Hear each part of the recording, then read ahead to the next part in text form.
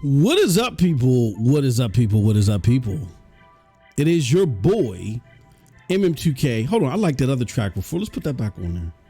No, not that one. There we go. That's called DJ Lemonade.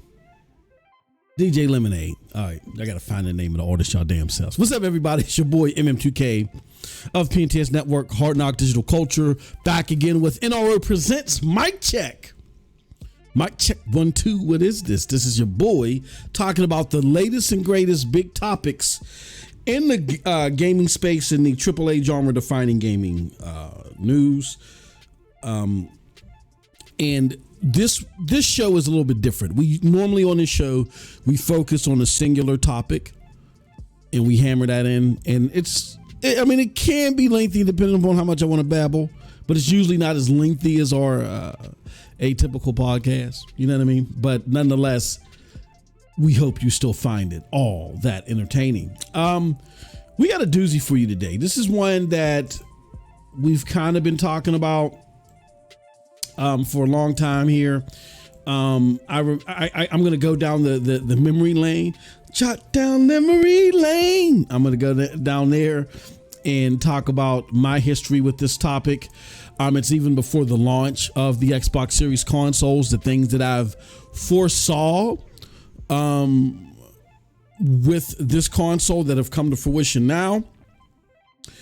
Walk you guys through that and put you guys at the point to where it's not like I told you so. But I've kind of gotten out of that. The people that understand our content and understand what we aim to accomplish as far as enlightening gamers, we're not here to preach to the choir. We're not here to stroke your mane or make you feel good about your purchasing decision. We're here to tell you what's happening and why, and what's likely going to happen down the road. And albeit something that I want to happen or I don't want to happen, I'm going to tell you. You know what I'm saying?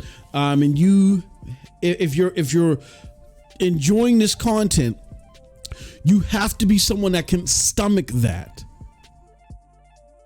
If you cannot stomach the reality of things that are going to happen, whether you like them or not, then you're going to have a problem. I was having a conversation about my son, my youngest son, and he wants to go do some piercings and tattoos. He's not 18 yet. I'm one of those parents. I'm one of those old fogey parents. You do what you want at 18. You won't do it out my house, but you do what you want at 18. You know what I'm saying? But until you turn 18, no, let's keep the body clean. Let's keep it holeless, inkless. And then once you become of age, you do whatever you want. And he's had some type of medical conditions to where doing some of the things that he wants to do just ain't feasible. So I'm having a discussion with another adult, and I'm like, nah, he needs to wait. They're like, but he went through so much this year and it was so difficult and he kept his composure. Okay, that's what he's supposed to do. You know what I'm saying? Like, I don't give out cookies for what you're supposed to do. I'm going to give you kudos and say, you know what? I'm glad that you did that, but we're not stopping the shop and having a party and doing a Congo line. You know what I'm saying? I think that's why a lot of our kids are mixed up, screwed up, and feel like they're so damn privileged right now and feel like they're owed the world, because we want to sit there, stop the world and bring out balloons and have a circus show, $5,000 elephants, just because they've done what they were supposed to do. During difficult times, you're supposed to keep your emotions in check and do the most feasible thing. When you do that, you do let your kids know that you're proud of them. But they ain't getting no damn cake, ice cream, and Lamborghini because they did what they're supposed to do. That's what they're supposed to do. But we messed up these kids. Like as I was explaining, like just to have that mind state, even though you were well intended, we messed up these kids because we tell them, because everything has to be celebrated. No. He's gonna wait till he's 18, and then when he got on the phone and I talked to him about it, he was like, you know what, Dad, that makes perfect sense. And I can tell in his voice when he's just trying to be dismissive, but he's really upset. He was like, you know what, Dad, I like do if you want to do all that, do that at 18, and that can be your gift to yourself. That can be your coming as a man, if you want to, if you want to call it that, but coming as a man, I this is something serious that I wanted to do, and now nobody can restrict me from it, and I'm going to do, you know what I mean? And the reason why I framed it like that is because maybe as he turns 18, he'll think about it. He'll be like, do I really want to do this? This is something, you know what I mean? I really I do understand this is going to hold me back from jobs, you know what I mean?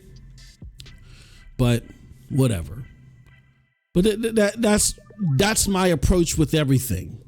I don't just do it with my kid. Well, I'll put it like this. If that's how I'm going to deal with my kids, I'm not going to treat you any better. It's my job to raise them. It's not my job to raise you. So I'm not going to do any better with you. If you don't like the toughness of reality, too bad. Go somewhere else. This is not the place to be like, oh, Bird, I don't like the storyline that you're giving me, Bird. let's hug and kiss Phil Spencer's Crocs, Bird. No, that's not going to happen here. Jim Ryan meant the best when he had that pitiful showcase. Oh, give him a chance, Bird. We don't do that here. We come down the middle, call it as it is. Like we say in the streets, take it or squeeze it, man. Anywho, let's continue on. I think we've done enough lambasting people before we even start the damn show.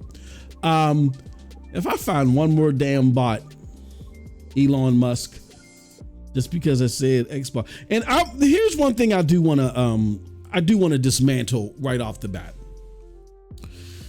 because I hear a lot. Oh man, people get it's cool to down Xbox. Let me tell you something. The Xbox Twitter fandom far supersedes anything in regards to PlayStation. I mean, PlayStation gamers on Twitter, like, they ain't to be fooled with, because they got receipts shooting out of everywhere. But there are so many Xbox super fans and zealots and stuff all over Twitter. Like, they dwarf the PlayStation community. An average Xbox tweet can simply be Phil blew his nose, spotted a booger in a rag, and it'll get 3,000 likes. You know what I'm saying? Like, PlayStation doesn't get that on Twitter, even though PlayStation's the more popular platform. On Twitter, it's not like that. And I chalk it up to this. As mean as you may think this is, it's because PlayStation got the better games. Their gamers are too busy playing them rather being on Twitter. But, you know, we'll say that for another day. Yeah, but anybody that says, oh yeah, it's more popular to dish on Xbox, that's the cool thing. Stop it.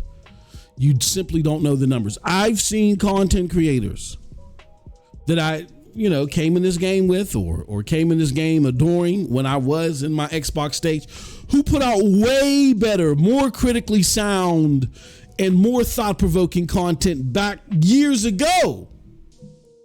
Maybe average, maybe 150, 200 views.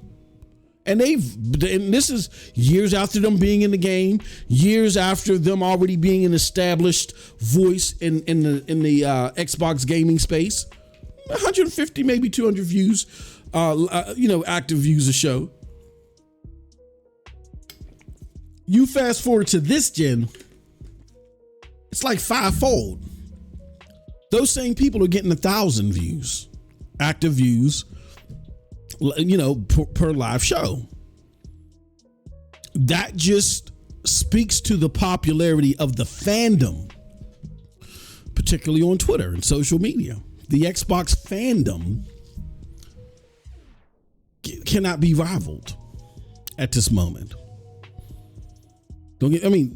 PlayStation is still holding strong. Nintendo's is still strong, but nothing is like the Xbox fandom. So this theory and this thought that people do stuff to attack Xbox to get clicks is baloney. You get the most clicks. Social media just shows it.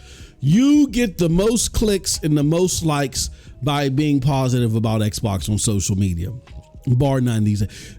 There's so many BS and baloney Twitter users whose arguments are shallow and just horrific. And when I came in this game, they would have been ripped in shreds.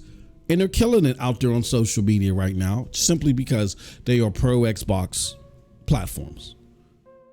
So I don't want to hear that jargon. And that relates to what we're going to talk about today, which is, did Microsoft lose the 9th gen? And that's really relevant to that discussion, because what's sparking this debate isn't the multitude of conversations we've had or others may have had. What's sparking this debate is a known Xbox lame pass. Stop it, Rod. I be seeing Rod out there putting in the good work, messing with Xbox trolls and stuff like that. Dude, you be cracking me up, man. I see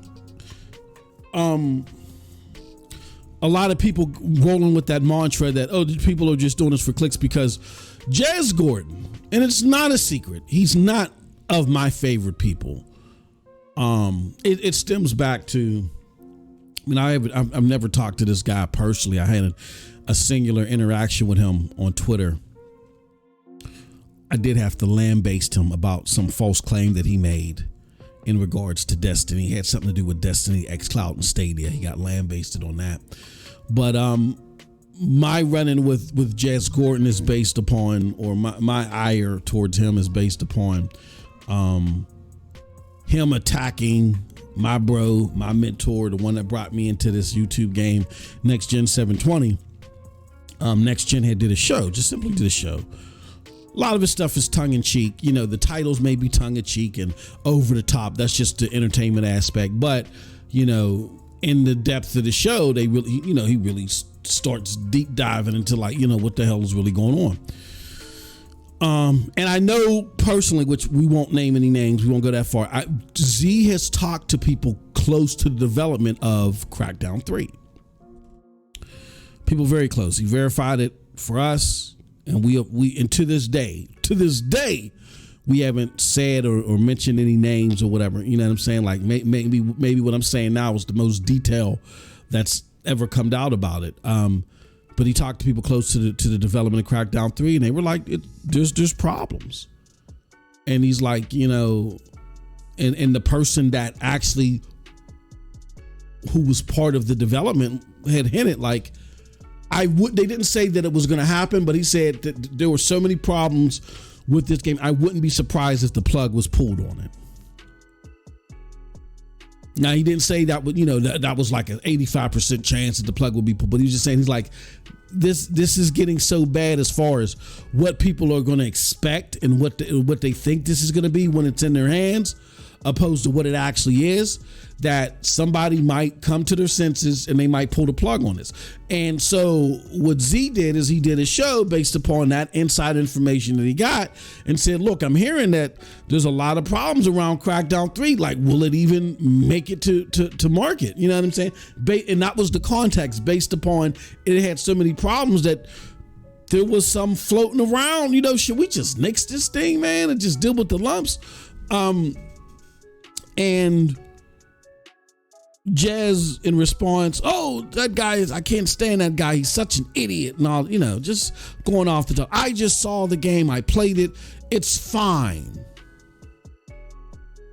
Then come to find out, Jazz, when he had to review the game, had to give it a 6. So it wasn't fine. So the entire context of what Z was saying was actually correct. He didn't say that the game was being shut down. He said, look, it's on the table. That's how his emphasis was on how bad the game was being developed and how bad the product was. And just like then, you fast forward to now, to people that was bringing up issues with Redfall, and then certain content creators not like, no, I played it. They shipped me in a UPS box, pulled me out of the styropop, plopped me in front of this black canvas that had the game under it, and I played it. It's great. The shooting pops. The freaking Orville Redenbacher and stuff, you know, coding the button controls. The shooting pops. Remember, that's why I said this is the same old playbook from like 2017, 2018, dude. Like it's the same old stuff. It's just that the fandom is so big now that people are getting away with this crap. 40 to 50 frame deltas. What is that? Is that like an island of planes or something? What are you talking about frame deltas? It sounds like a Jujutsu Kaisen power or something. Gojo's coming out here. You know what? Let's put it into this arc right now. I'm not doing 10 to 20. No, you really pissed me off. I'm doing the 40 to 50 frame delta on your ass. What is this? But see, years ago, We would have dismantled and destroyed that. Again, the fandom, the evangelist marketing, all that is it's such a fever pitch now that they get away with this crap. It just gets taken as gospel. And then when they really unveil the Simpson car, there's just this audible gasp. And everybody's upset.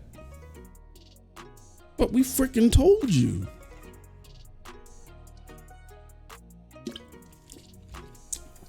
Told you years ago. The problem with Microsoft is they know how to, like, they have the greatest, whoever this fiction writer, like, I think the power in the nuclei of Xbox is not its engineers. It's not its studio heads or any of that. It's they got some like Wes Craven, Steven Spielberg-ish writer that has a IT degree or something like that. And the guy sits down and he drafts these miraculously unbelievable scenarios that they're going to do with their console or the type of games that are going to come out or what they're going to do in the cloud or whatever. And they sell it as reality when it's fiction. I think that the heart of the nuclei of Xbox is the fiction that they sell. And I think secretly that person, whoever that Wes Craven-ish writer is over at Xbox, he probably gets paid more than Phil Spencer. That whoever drafts these things that they say that the Xbox products and services can and will do is the best storyteller of all time. He should write the next Avatar. Do the next arc for Star Wars, really.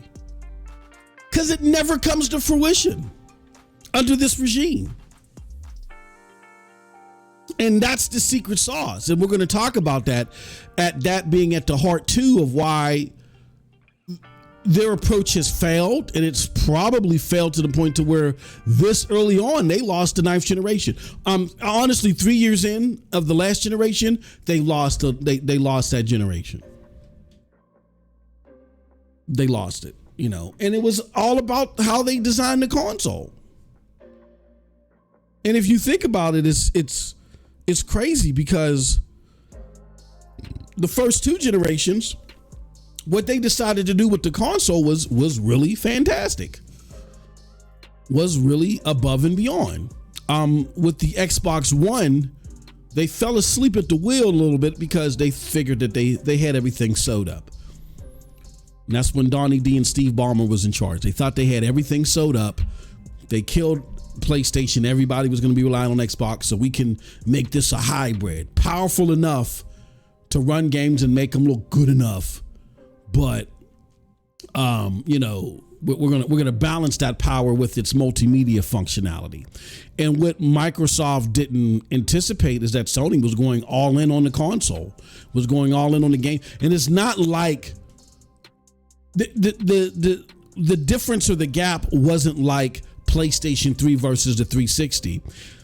To the naked eye, most people couldn't tell the extra 180p that the PlayStation 4 could run at. But what Microsoft didn't anticipate was the advent of Digital Foundry. Once Digital Foundry made its marks last gen, before last gen, nobody gave a hoot about them. That's when Blades of Grass and all that other stuff became a big deal. And that extra 180p just psychologically beat down Xbox. And when they decided, you know what, the reason why we have this balance in power versus multimedia and auxiliary functions, and where we may not on paper be as powerful as the PlayStation, is because of the Kinect. We plan to do some awesome stuff with this Kinect, and within a year and a half of the launch, they decided to kill the Kinect. That you made a huge sacrifice in a very important measure. So if you made that sacrifice for something revolutionary and something that was a gamble, You got to see that through to a certain degree, right? Maybe not. They killed it. It was an albatross on the head of the Xbox. The Xbox was less powerful, but cost more. So they had to get rid of the Kinect. Looking back in hindsight, maybe they should have kept it, supported it a little bit more, but made it a choice. You know what I mean? Made it a choice.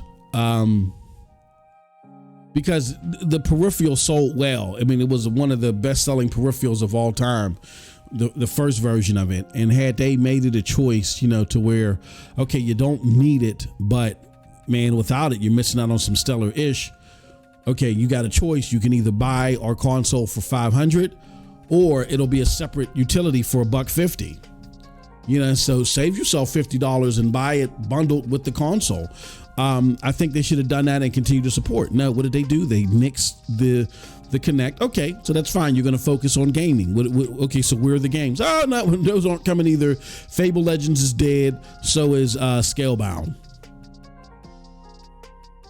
So we've seen this play before, just with different stupidity. This time it is the Series S. Is going to be a lower entry point console, the lowest in a long time to get people into next gen gaming. But what we're going to do is we're going to go to that Wes Craven writer, the guy that gets paid more than Phil Spencer, or the guy or gal that gets paid more than Phil Spencer. And he's going to draft this crazy scenario where the Series S is just as powerful as the Xbox Series X, except in resolution. It's missing some power where it can't do 4K 60, but it's going to be a 1440p 60 machine. And here's the problem that happened. Xbox sold you in the Series S truly two different consoles of two different console families. They really did. See, people don't realize this. Just follow me now. Xbox sold you two different consoles within two console families. Listen, the Series X is the true next generation console, but it's being hamstrung because if you make something work on the Series X, it has to work on the Series S too.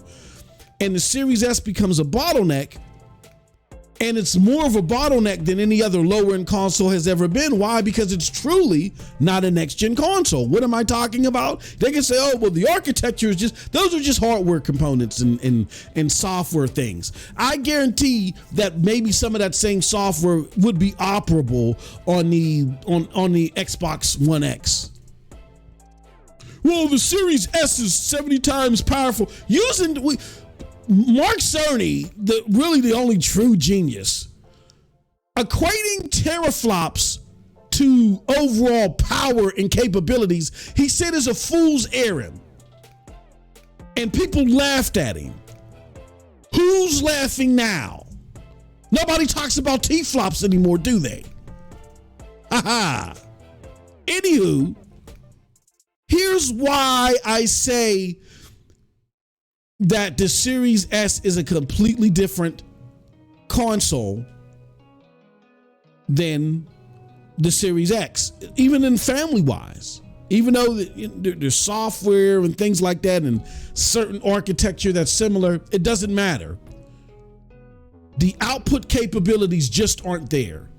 This is why I said the Series S is really a mid-gen refresh of the Xbox One S. That's all it is. The Series S, again, is just a mid-gen refresh of the Xbox One S.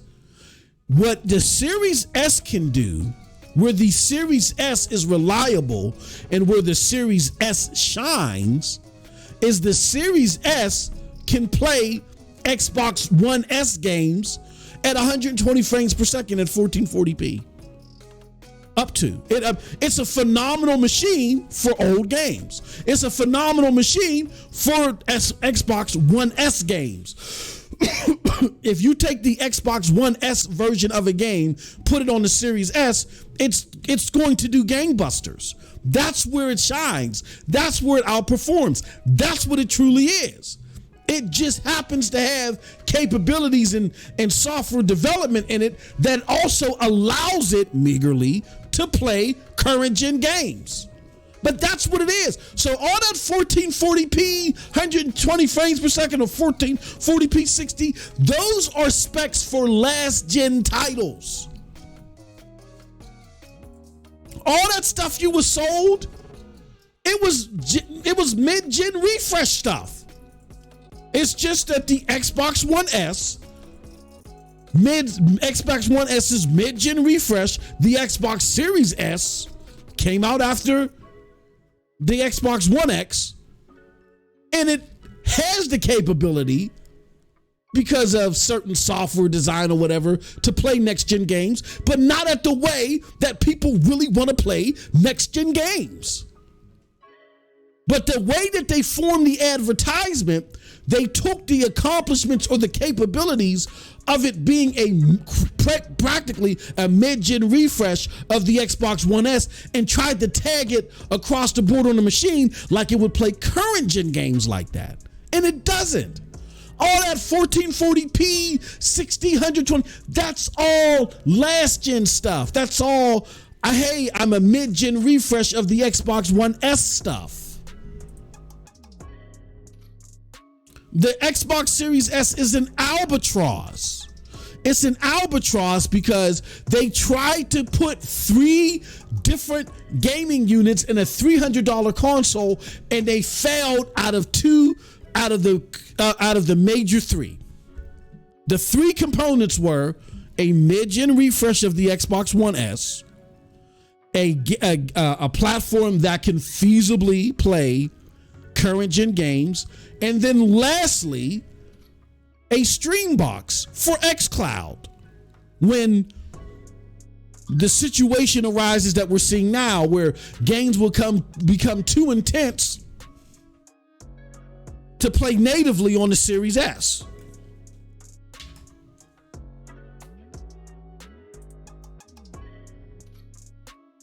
They failed out of the major 3. They were successful in creating a mid-gen refresh of the Xbox One S. So, as Xbox really didn't have any next-gen games or next-gen caliber games, and games were really being catered for the Xbox One family, they were just being beefed up when put into the Xbox Series family as far as the performance you would get. They did wonderful. Valhalla and all those other games, that you played, and you could play Rainbow Six Siege at 120 frames. Fantastic. Gears 5 and all that other stuff. As a mid-gen refresh of the Xbox One S, it was a hell of a machine. Here's the problem. Having backwards compatibility when you're in a new gen is only reliable for 2 years.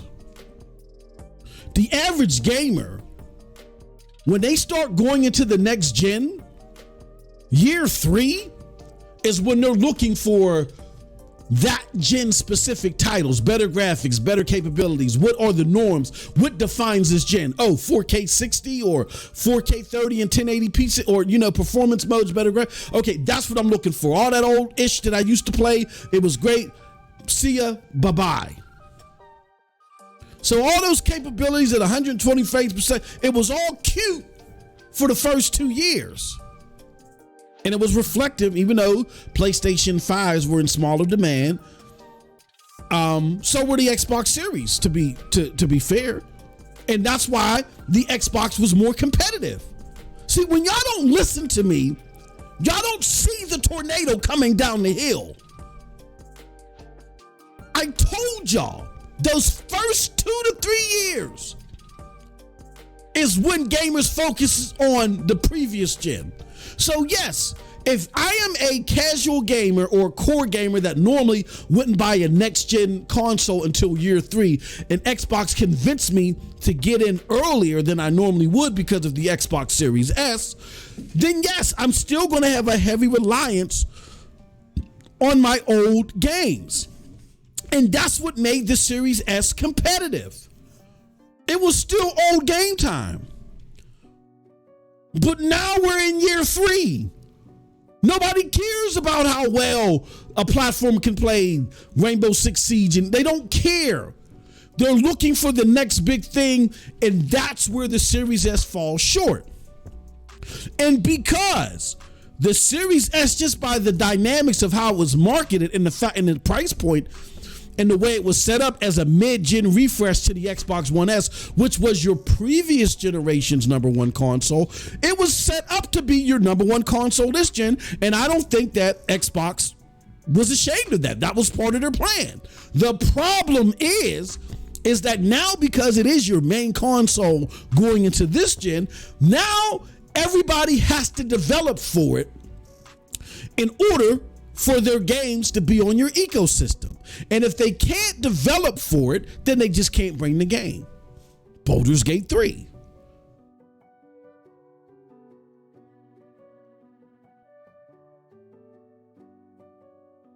But this was due to the idiocy of Xbox. Why do I say that? Because they tried to put 3 different consoles into one, and they failed out of 2 out of the 3. They tried a mid-gen refresh of the Series S. They tried to put a 9th generation console, and they tried to put in a cloud streaming box all in one platform for $300. And they tried to sell it to you as a consumer as, across all 3 levels, you're going to play these games at 1440p 60. It worked for phase 1, mid-gen refresh of the Xbox One S. That era is over. It is failing as a 9th generation console, and it's already failed as a cloud platform box because you are essentially abandoning any technical upgrades or development in the cloud gaming space to transform it into such a box.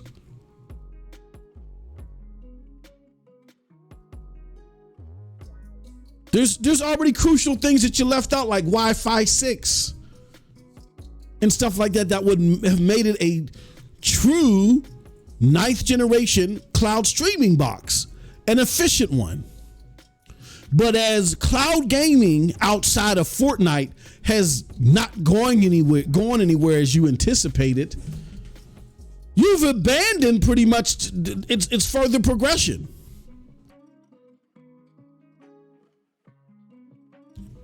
Project Keystone has been canceled. There was development of enhancing xCloud in certain ways. You've abandoned that. A la carte purchases you've abandoned. So this is not going to convert over to the stream box that you said, because cloud gaming now is just a choice. It's not a market. Those 2 things that you failed at with this box propel this ecosystem into the future. And then by attrition, it crumbles the Xbox Series X. Not only does there have to be parity, which limits the capabilities or just limits the fact that the box is really going to sing, or you're really going to get the best out of the box.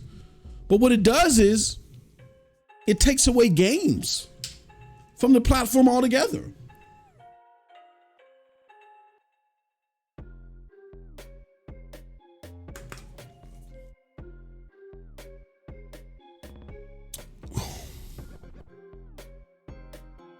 Xbox made a gamble They made a delusional gamble. Hear me out. And then we're going to get into the next part of the show. And then I'm going to read the chats because y'all going crazy in the chat. I love it. Xbox made a gamble. And now they're on the back end of that gamble realizing, oh my gosh, we've overpaid. We've overstepped our boundaries. And to Ann Hood's point, the assistant to Satya Nadella, and warn them, do not create a golden toilet. And I think they have. What am I talking about? We are here. And I don't want to, again, this won't be part of the core conversation. This is just looking at this and glancing at this at 5,000 feet, because I know a lot of you guys don't really want to talk about cloud gaming all like that. We got Cloud Dosage for that. Experts, the foremost experts in cloud gaming conversations. You can go check them out, right? Over at clouddosage.com. Check us out on Cloud Dosage News on YouTube. Here's the problem, though. We got to talk about cloud gaming looking at this from 5,000 feet. When Xbox saw what Stadia was doing, they panicked. They said, oh snap, we're supposed to be the dominant forces in cloud gaming.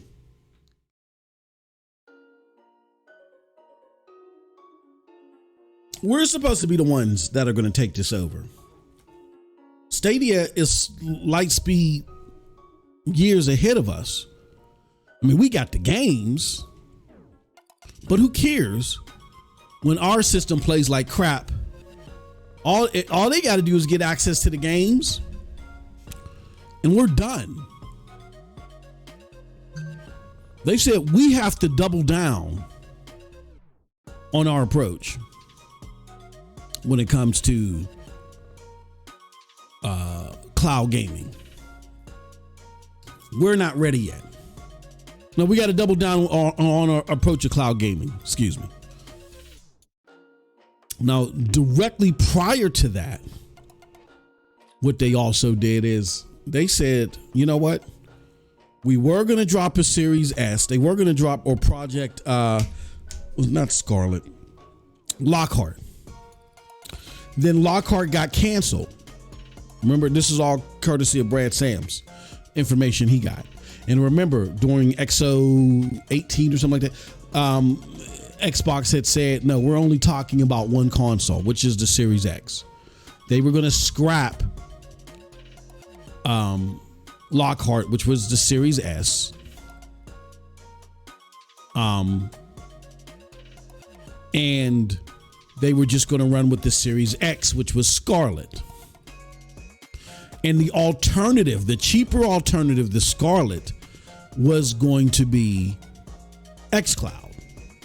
There was one point in time to where somebody from Microsoft, I think it was Phil, but somebody from Microsoft had said, when Xbox Series X releases retail, we're going to release, or when Project Scarlet releases retail, we're going to release xCloud along with it. You'll finally see the retail version of xCloud alongside Scarlet. And then that changed when Stadia came out. When they realized that their cloud, how far behind they were in the cloud, which just simple testing would have told them, with the latency and the resolution and all that other stuff, that it was without a Stadia around or not, that it just wasn't up to snuff. That just proves the incompetency within the decision making there. Like, who would have? How did you play that and think that would have been something that was ready for retail? Anywho, when they saw that, that's when they decided to bring back Lockhart, which is Xbox Series S. But by that time, they had already dedicated the infrastructure, which was going to be Xbox Series X server blades at some point in time. So now you're like, oh, now you're in this bubble of, damn, we really were just going to have the Series X be our dedicated console, and we were going to make this so easy for cheaper entrants to get in with this with xCloud, which can be played on the dongle or whatever. And or we might sell this Keystone thing or whatever, and we're going to take over cloud game. When they realize that they didn't have what it takes to be a significant usher of cloud gaming at a mainstream level, that's when they had to switch gears. And by them switching gears, they thought of the ingenious idea of, again, creating a console that was three things in one. Okay, we're not ready to market our cloud thing yet. We're going to just put it and call it beta. But what we're going to do is we're going to bring back this Series S. We're going to market this. And what it's going to be is it's going to carry us through as it operates like a mid-gen refresh of the Xbox One S. It'll also be able to play next-gen games at a level that people expect for the front end of that generation. And during the back end of the generation where it's going to be overpowered, it'll just be a stream box because our xCloud infrastructure should be up by then. And, cloud gaming should be more predominant because of us by that time. So people not playing games natively, but simply just making it a stream box, that they'll be perfectly okay with that because streaming will become the norm by then, or become a normal mainstream thing by then. And it didn't. So they failed. And now you got a situation to where it's like, well, damn. We were hoping to wean gamers off of the weakness of the Series S and essentially make everybody Series X gamers by association by making this thing a stream box. What am I talking about?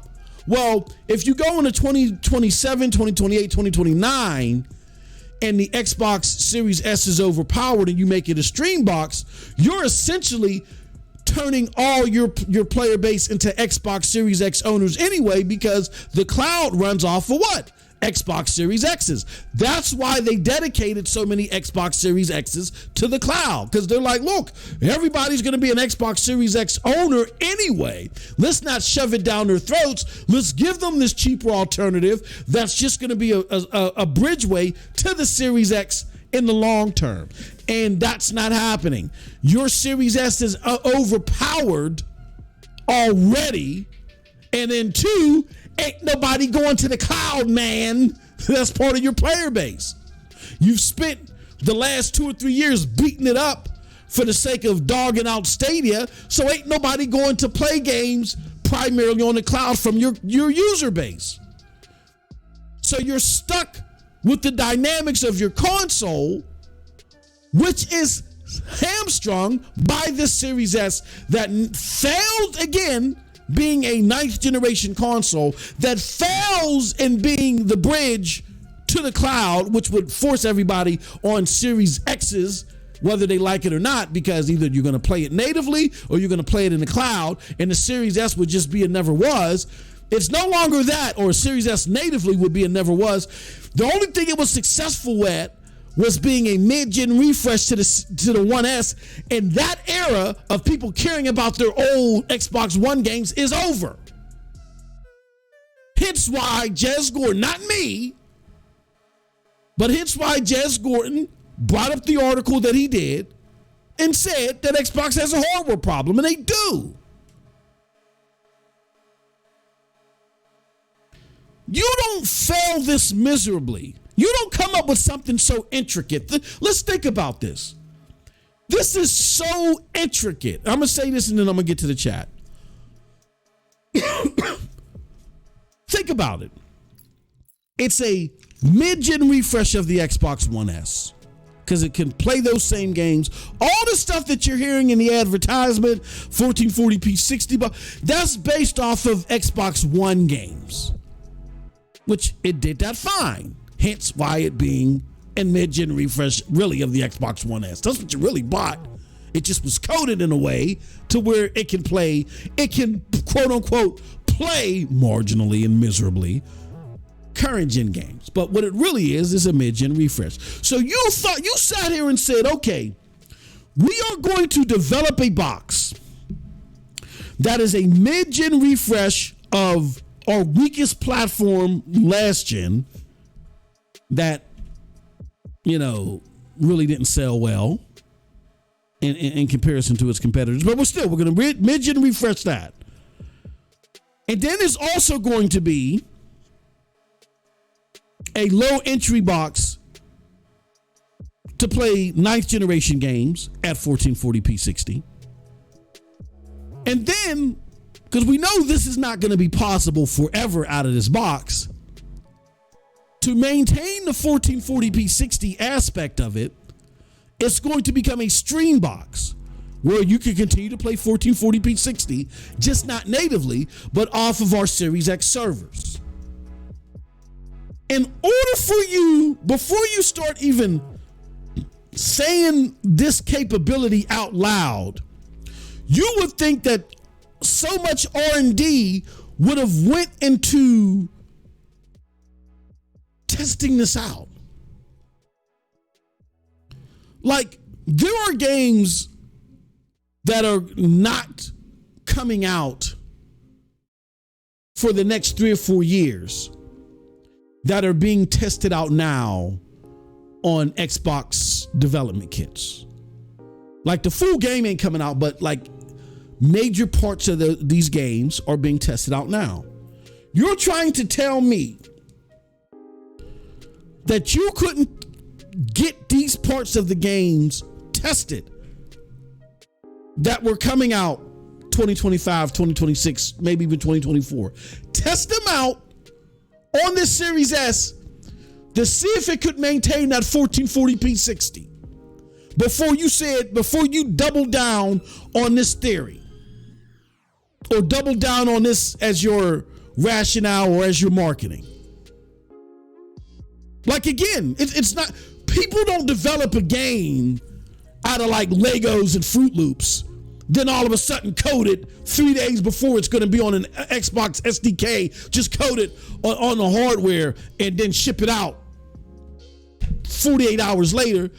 These developers for years are using Xbox hardware, finishing the game, but that doesn't mean portions are not ready. So what you're telling me is that these portions that are already ready that you could use to test out this theory, will this game still maintain 1440p 60 on games coming out in 2025, 2020? You're trying to tell me that you did that and the box still fails? Nah. Nope. I don't think you did. I think what you did is, to the best of your ability, you threw in a bunch of stuff. You saw what the Xbox Series X could do, and you mainly talked amongst yourselves. And you said, well, in theory, if we just bump this down and bump that down, it'll be able to do all this just in 1440p. That's what you said. And the hypothesis was a failure. And that speaks to the failure in leadership within Xbox. And y'all can say what y'all want about Jim Ryan. Y'all can say what y'all want about Herman Holtz. Y'all can say what y'all want about weird ass Mark Cerny. They get the job done. It's not, look, I'm with you. I get it. Then we're going to get to the chat. I totally get it. These guys are not the most impressionable and likable people out there. Like, one thing that used to burn me up, I used to be real big into politics before I woke up and understood that it was just a smokescreen to pilfer all of us. But that's a whole nother podcast. I ain't gonna get into that. But the one thing that used to burn me up is, why do you like that candidate? Because their accomplishments are trash. Well, I feel like I can have a beer with them. I can have a beer with a guy, you know what I'm saying, that doesn't know how to drive and, you know what I'm saying, and can't see beyond 2.5 feet in front of him. Do I want him being my chauffeur? So just having a beer with some, what type of litmus is that? So I get that these guys at PlayStation aren't likable.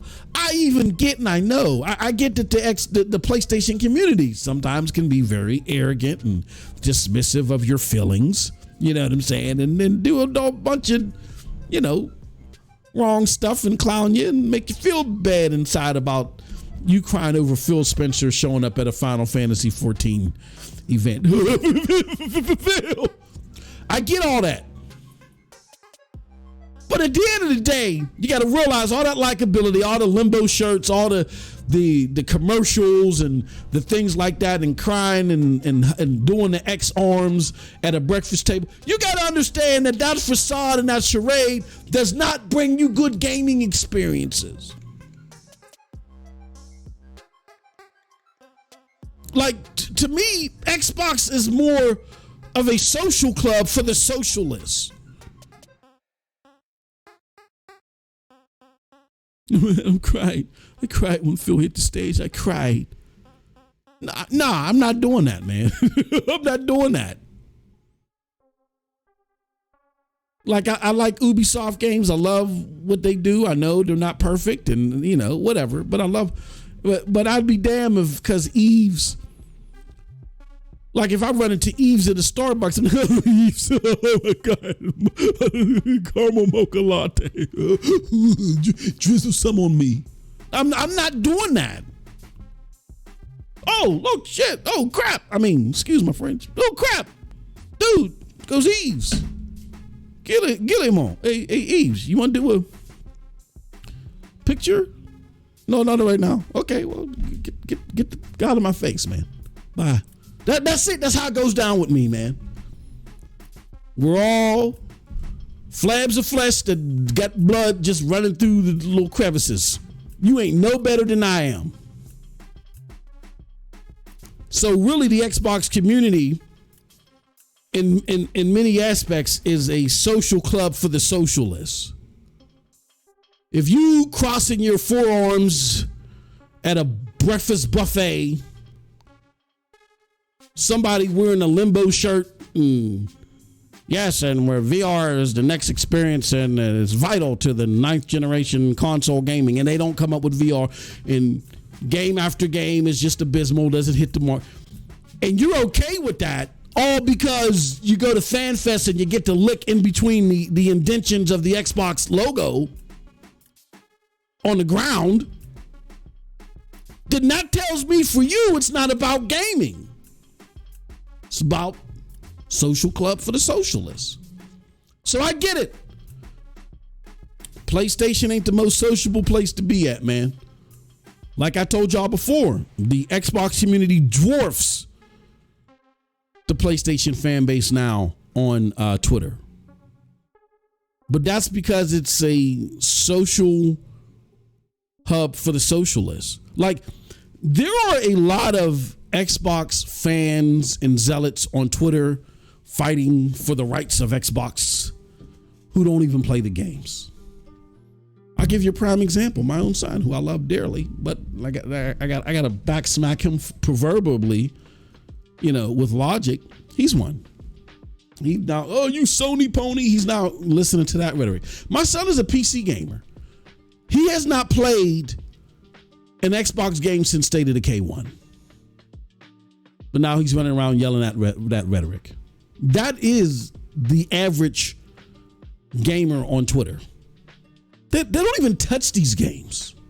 They're not touching them. That's why people like King Thrash or whomever pull up the gamer score. Oh no, man, that's my public profile. I got a gangster undercover gangster Gambino profile. Don't nobody know about that one.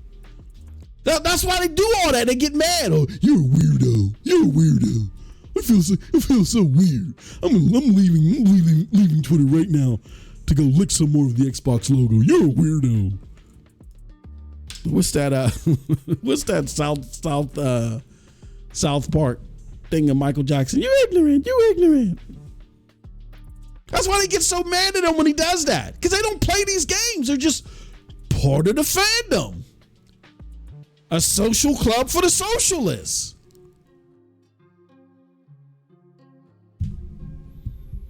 So I get it.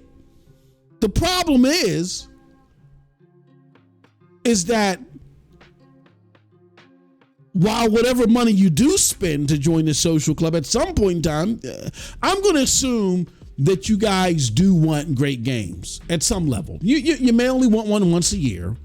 You probably only boot up a game once a year.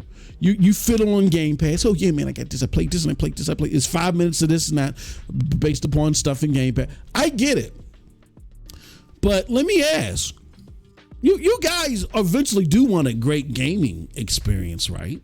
For what you bought. What if years go by and you don't get it? You still don't get it. What are you going to do then? Everything that severe that Xbox attempted to do, they failed at. The only thing that Xbox is good for is controllers. That's the only thing that they've accomplished that they said they was going to do. They said we're going to increase the latency, or heavily decrease the latency on our controllers. And that right there is game changing. I mean, I know they got quick resume, whatever. That PlayStation has a similar function. That's not groundbreaking. People are going to say, "Oh, well, you don't say that about the PlayStation SSD." Okay, well, it's an NVMe. I mean, I don't know what the architecture is.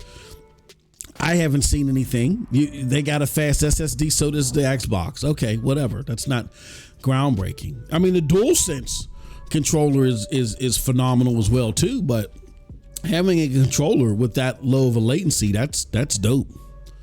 And I'll give Xbox the edge as far as controllers are concerned universally. I prefer the DualSense because I used to play on Stadia. I got used to the sticks being out that way, and it kind of mimics that design. I like it. And then I like the technology in the controller. That being said, even though it's the DualSense is my personal favorite, I can totally understand, where most gamers might still rate the Xbox Series controller as the best. Don't have a problem there. Latency, the rate of what it cut the latency, that alone, don't have a problem with that. Opposite of that, they've done nothing to innovate like how the Xbox OG and the Xbox 360 have done. Take all of the genre-defining accomplishments of the Xbox 360, of the Xbox OG, compare them to what's going on now. It pales in comparison. And people may say, well, the tech runs into a wall. Okay, even if there's not much more innovation you can think of, we still expect you to maintain your lead. You don't have the lead on all the stuff that you used to have. Xbox used to be the place for multiplayer games. You don't have, no, PlayStation is now. The top 20 multiplayer games all are heavily played way more on Xbox. I mean, on PlayStation. So, and then their online security is, or dependent or dependency or what's the word I'm looking for? Their online reliability is better. I mean, you look at the last few years and look at how many times Xbox Live has been down in comparison to PlayStation. The last few years.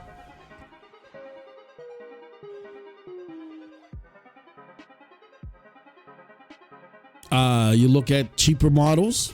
Look, Series S is an albatross, even though it's cheaper, because it's not truly a next-gen console. It's a hybrid. So it's a tribrid. It's a successful mid-gen refresh, a failed 9th-gen console, and a failed stream box. All in one. So I get it. It's just a matter of you guys waking up and realizing that because of the incompetence at Xbox, that all these things, all these executables just won't get met. The overwhelming, like 90% of them just won't get met. Xbox is just horrible at meeting its executables. And that has to deal with the leadership. But when you have a CEO like Satya Nadella who doesn't care about the art, That way, he's just looking at ways to thwart Amazon and Google. That's just his main motivation. Phil's job is secure, except for, I am going to tell you, they might be really pissed if they still miss projections after Activision Blizzard. Because like Amy had warned, they built that golden toilet. They were so worried about pushing cloud for it so fast, and it shot them in the foot. And if had they said, look, we're going to pivot we're going to get a strong footing in our main market, in the console. We got to come out with games. So even though we're going to buy studios, great, we still got to put some extra money aside because we need games to launch with, and we need these platforms to really shine. And in order for both of these platforms to shine, we really need the Series S to be a capable machine. So we got to do a little bit more R&D in this or whatever. If they would have really invested in making sure that the Series S was up to snuff the way that they had wanted it to be, this would all be in the Xbox and PlayStation are in a lot tighter race. The thing that has them running neck and neck is in part 2 of that proposal. Xbox invests in games that people want to play. Now, when I say invest in games, the ideal conversation is around them partnering with third-party developers and coming up with the next BioShock or Mass Effect like they did in the 360 era. That's the ideal thing I'm talking about.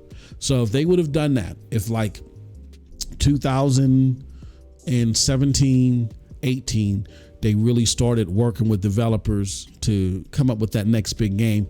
7 years of development time, I think, is pretty good to come up with a good game. So we're looking at 2024, 2025, these games starting to come out. To fill up that gap, you're going to have to buy some games. So then what you do is you do what Sony's doing. You aggressively go and you buy games for your platform. And yes, you are going to have to spend a little bit more because your platform is selling less, but that's because of the bad choices you made. You just got to bite the bullet and do it. Hell, now we know that you got it. You're paying $75 billion for Activision Blizzard if that goes through, which it likely will. So you had the money. It's kind of like Jim Ryan said in the emails. He said, really, if Xbox wanted to, they could have dropped $5 billion on Call of Duty and made it exclusive for 3 years. They could have easily done that. They didn't want to. We're just going to buy it up when we feel like the time is right. We're not going to spend any more money on that. We're going to buy. They did again. People not competent enough, not only to not reach their deliverables, but to understand the proper cadence and the art of the art and what is needed to launch a console, to launch a platform successfully. That whole crew just lacks that know-how. Not investing in ensuring that you have exclusive content to launch your hardware is a failure. They do those two things. They invest properly and properly get the Xbox Series S to snuff. They invest in exclusive content, not only at launch, but ongoing until their purchases are all settled and the Microsoft machine is well oiled and running properly. If they do those two things, this is a neck and neck race. We're having different conversations. I'm not dogging them. They get it. I'm no longer bashing Phil. It ain't about me wanting the PlayStation brand. I don't care about a brand. I don't get a check from these guys. I don't care. Their check to me is putting out good games. And when you're not putting out good games and you're becoming an albatross on good games being developed because you want to flip the game upside down for the sake of a subscription service and you want to buy up everything instead of investing in understanding the art and the proper cadence and putting products out for that art, then yeah, you're going to get my ire. But I don't care what brand wins. I care about me winning. How do I win? I get great games on a consistent basis. That's not happening now. Let's go to the chat.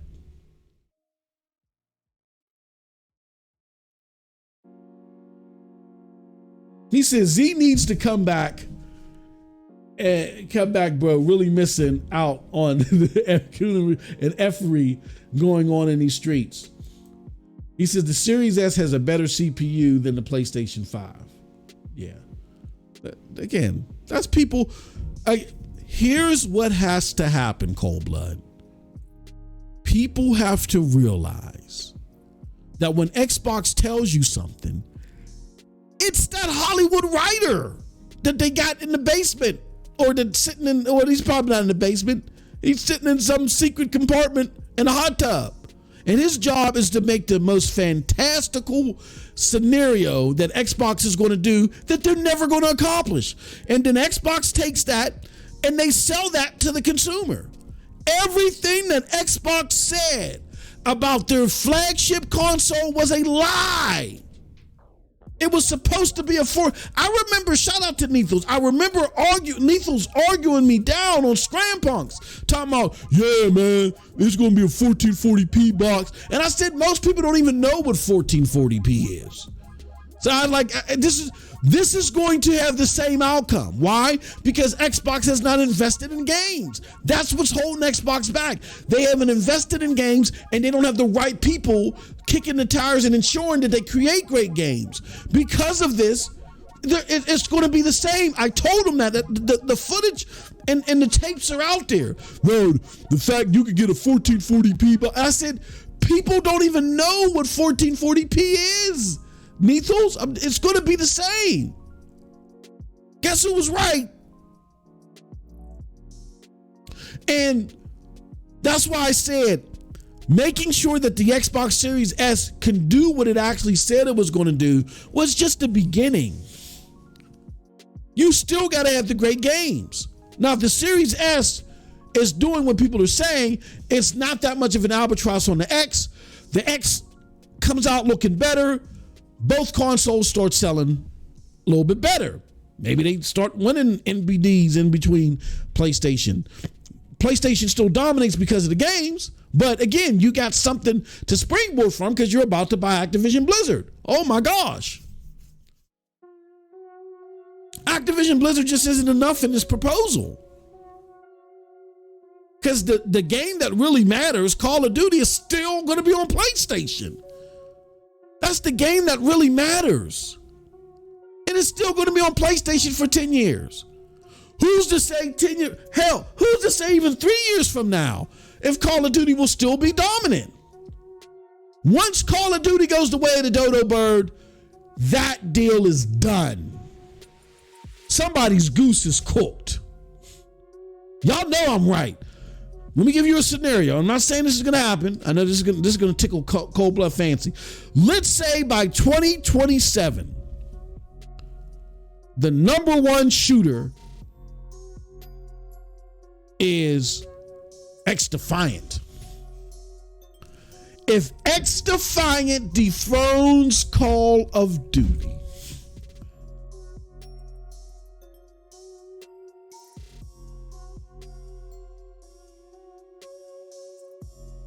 and let's say we take it a step further. Let's say if let's just say if PlayStation says, look, man, now we got the new Call of Duty. Because they already got veterans from Call of Duty working on X Defiant. That's why Call of Duty people are liking it so much. Let's say if PlayStation, which I don't want this to happen, but again, Xbox set the precedent. Now the game is going to be flipped. Let's just say if PlayStation says, now X Defiant is killing it. Now we have to secure this because we can't run into another situation where this is snatched from us. And then PlayStation goes and they buy Ubisoft. Oh my God. Again, not saying it's a guarantee, but man, Oh man, oh man.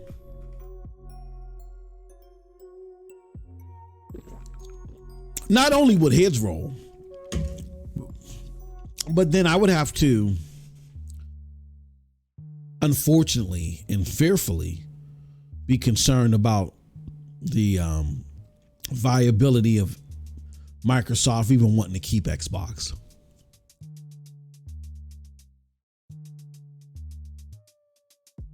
And everybody's like, "Oh, kid smooth. Oh, he's a pony bot and all this stuff." The glue that makes the Activision Blizzard thing stick is Call of Duty. I get that there was some report out there that World of Warcraft is brings in some revenue, but without Call of Duty, you don't become a potent ecosystem. What World of Warcraft does, and even Starfield and some of those other games, they make you a viable publisher,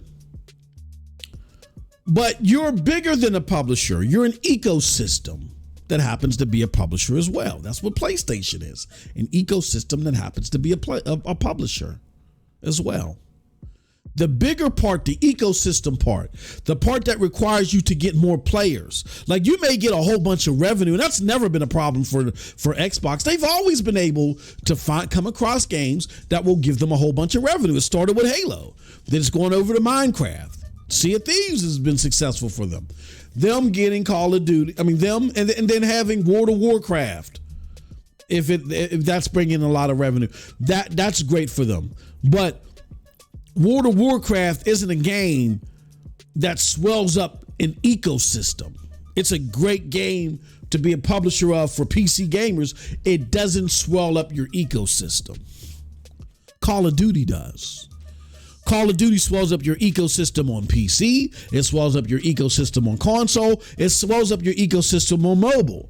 If Call of Duty is the glue that is propping up that deal, if Call of Duty loses its dominance on console, then PC follows, then mobile.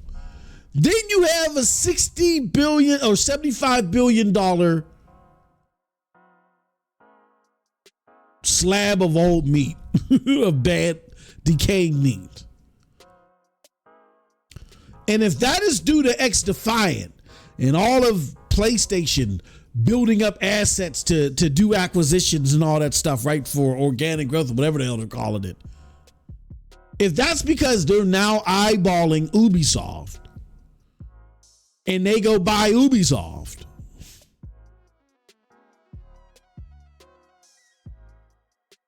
wow. And that's a scenario I don't want to see happen, because again, like I said, I'm not in it for a brand, but again, I'm just trying to expose the idiocy of some of the actions that have happened, and I'm showing y'all the dangers of y'all capping and co-signing on this stuff. If you truly want the Xbox ecosystem to shine, I'm not talking about them as a publisher. They can make a bunch of money as a publisher, you know what I'm saying, and be close to Sony in revenue. That doesn't do anything for you. What does things for you is it becomes a great ecosystem where a whole bunch of players come, new fruitful ideas are built, and their great gaming output is a result of it.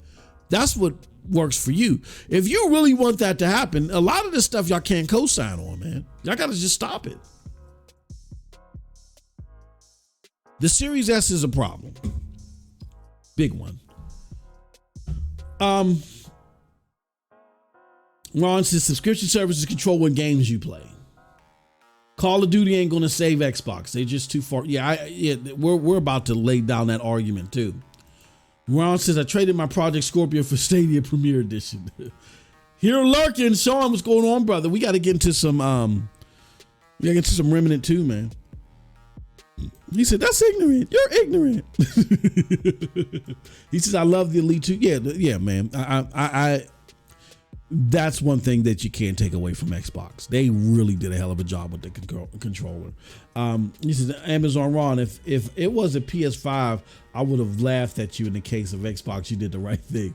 He said, Cold Blood says, Aaron Greenberg should be fired. That marketing for Starfield is non-existent. No, here's what I think is happening. This is what I got to understand Aaron Greenberg is. And I like Aaron. I just think that he's in between a rock and a hard place.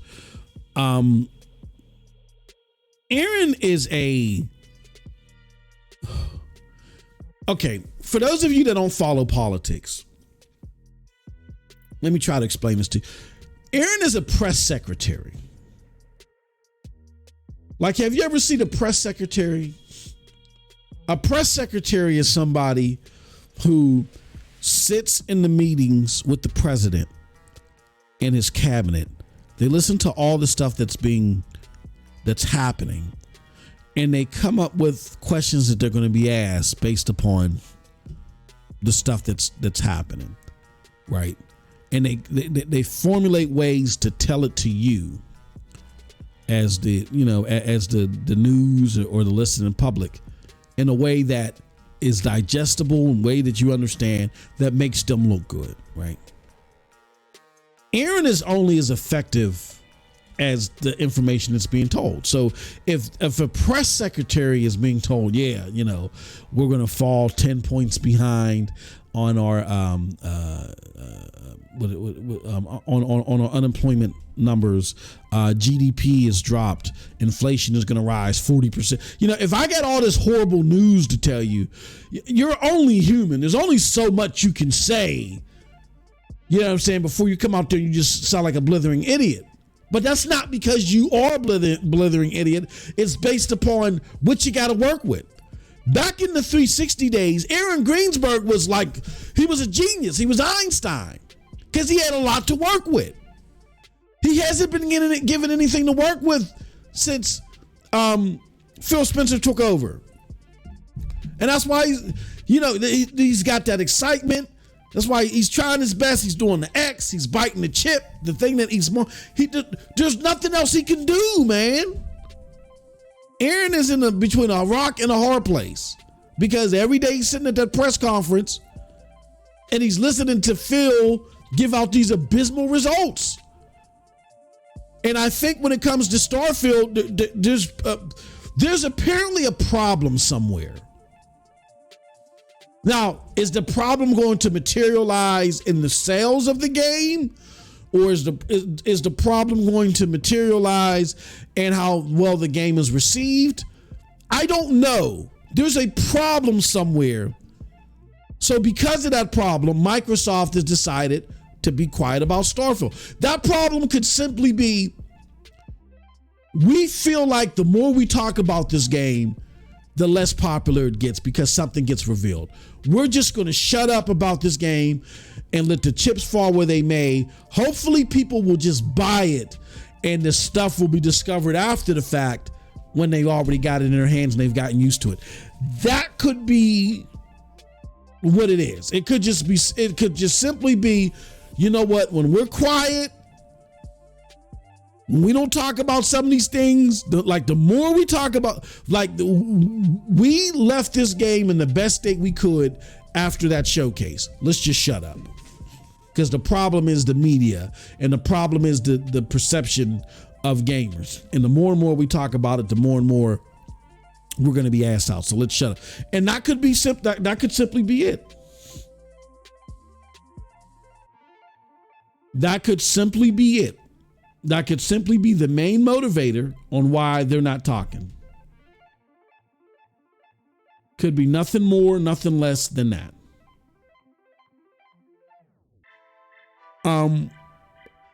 But that's the problem that Aaron Greenberg's facing. I don't think it's him. It's what he has to work with.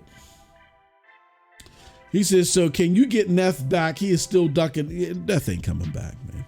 Shout out to Neef. That's my bro.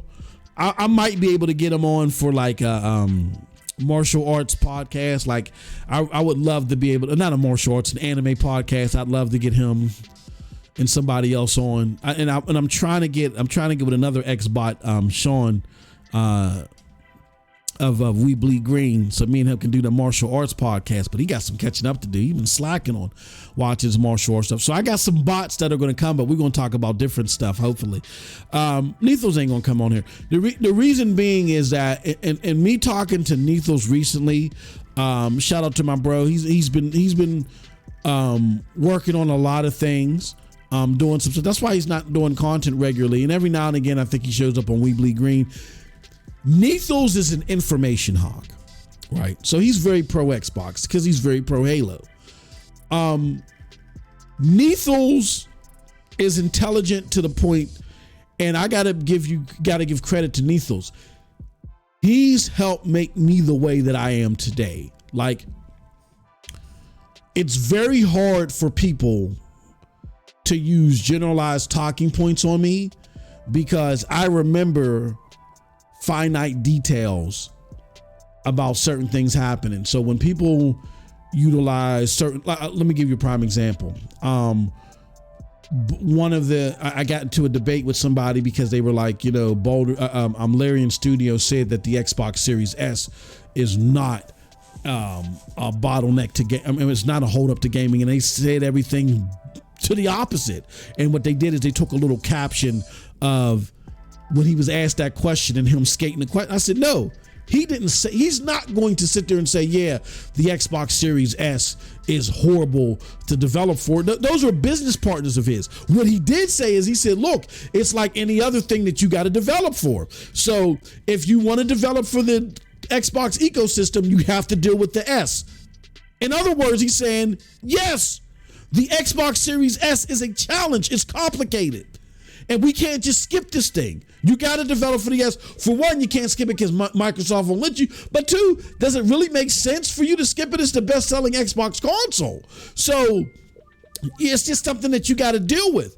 But the proof is in the pudding. He talks about the challenges. He hints and points towards the challenges they have of developing for Xbox. And it's even suggested that Baldur's Gate might not come till 2024. How in the hell can all that be said and you still derive that Xbox Series S isn't a problem to develop? Shut up.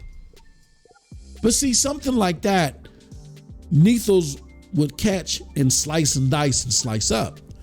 In my recent conversations with Nethos, I've noticed that he's not as sharp on that, which leads me to believe that because of the other stuff that he has going on that he's doing, and shout out to him and propel him through life, that he's not as into this. He still, loves Halo, therefore by attrition he loves Xbox. But as far as understanding the finite details of what's going on, I don't think he's into it as much. So bringing him on the show to debate this stuff out, he's not going to do it. And if I was him, I wouldn't do it either. You know what I'm saying? There's no point. For him, I think it's more adequate to be on the show that he's on. He's pro Xbox, they're pro Xbox. Y'all can sing pro Xbox praises together. But but he'd be a great guest. When we do the anime stuff, like Jujutsu Kaisen is out right now, and me and him have been talking behind the scenes about certain things with that. And then me and him have different approaches when it comes to Bleach. Now we have spirited debates about Bleach because he's the all-seeing eye of Bleach. Those would be great conversations, but conversations on Xbox right now, you're not going to get the Nethos that y'all are used to, because it's not that he's not sharp anymore. He's just not that invested in what's going on. He's just playing the games that he plays. He's not invested in the backdrop like he used to. You know what I'm saying?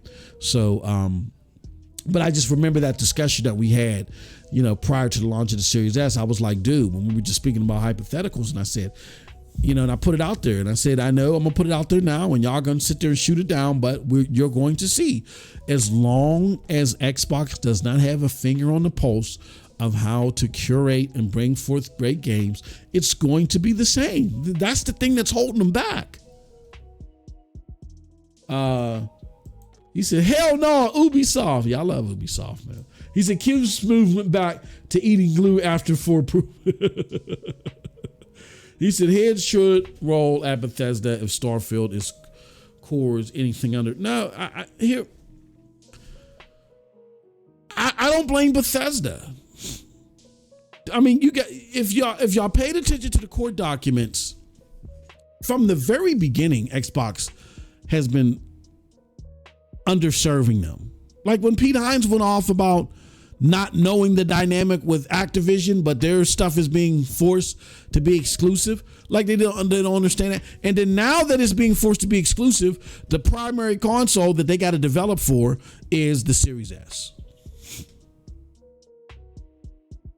And also another thing too, I just don't think that, look, Bethesda at heart they see a lot of success on consoles, and consoles really put them over the top. But at heart, Bethesda is a PC company.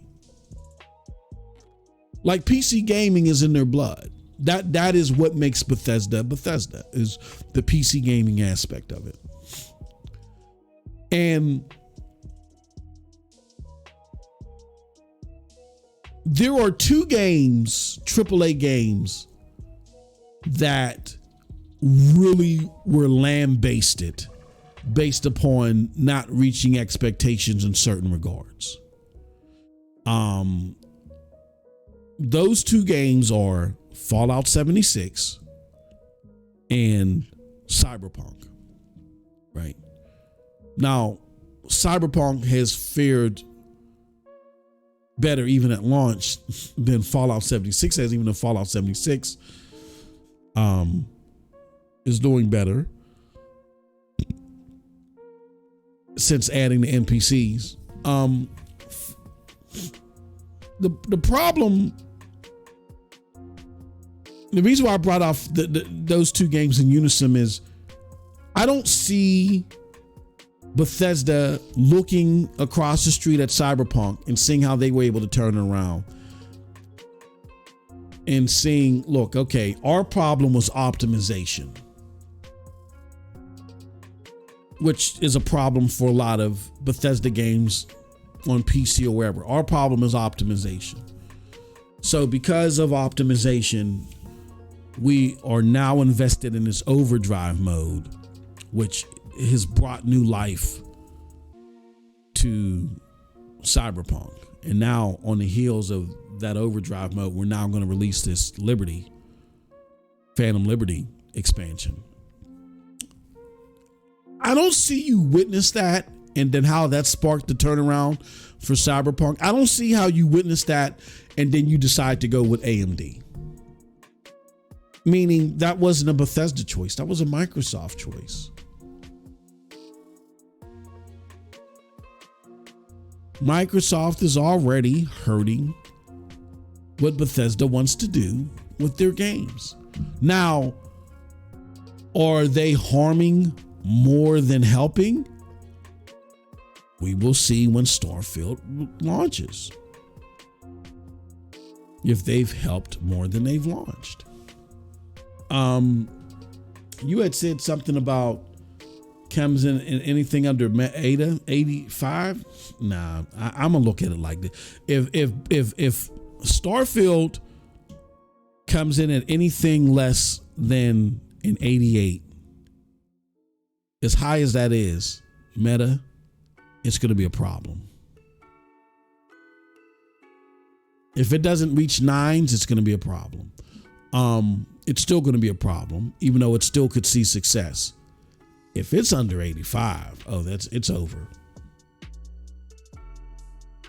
I mean, Microsoft is totally done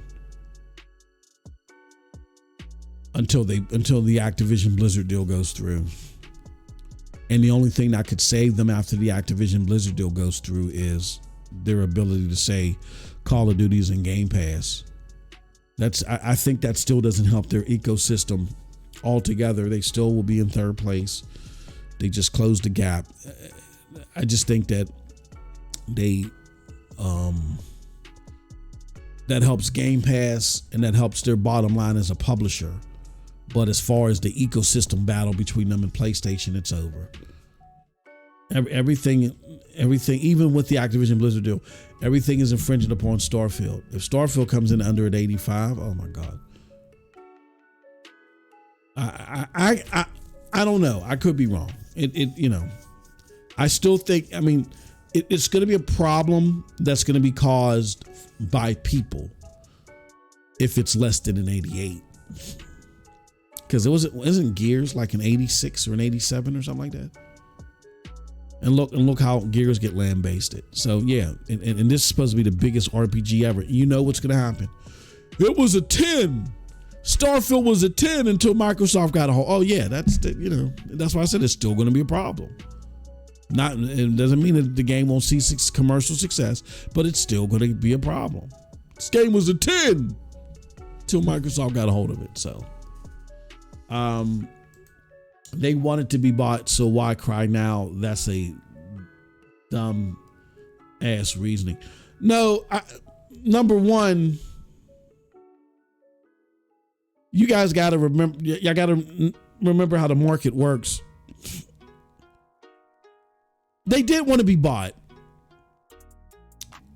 but when you have a board of directors who aren't the developers, you got to remember that. Like a lot of these people that made the decision to say, yes, Xbox buys, that wasn't Pete Hines and Todd Howard. I'm not saying that they weren't maybe okay with it, but we don't know. They probably were, but it sounds like if they were okay with it, they were okay with it based upon certain contingencies that are not happening. Hence the Pete Hines email that was revealed in court. Like it seems like that there are some souring on some things and some expectations, some things that they probably were sold before purchase that they thought they were guaranteed, and then Microsoft did a 180 on them. But we don't know. But Pete Hines and Todd Howard, they didn't decide the deal. It was the board. And when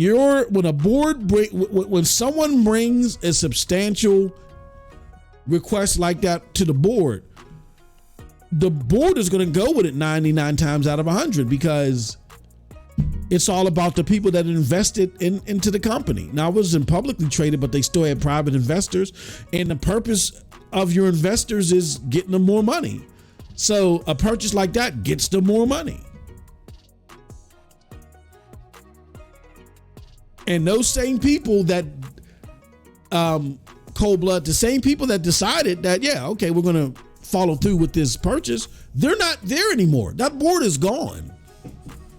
The board of directors are gone at ZeniMax. They're gone. So all those people that decided they took their checks and they went home. They're gone. And so it's everybody else that's like when you make a purchase like that, they don't go around to the developers and you drop your yes vote or your no vote in the hat. They have no say so in that. That is the board of directors. And those board of directors, they're gone. They got their checks and they left. And they said, and it's kind of the same thing with Activision Blizzard. Like Bobby Kotick might still be around, but he's going to get a fat check. If they get rid of him, he don't care. And that's why they said a lot of people are going to purge after this deal. They're going to get their fat checks and they're going to leave. They don't care. That's what, like, you want to put Call of Duty in Game Pass?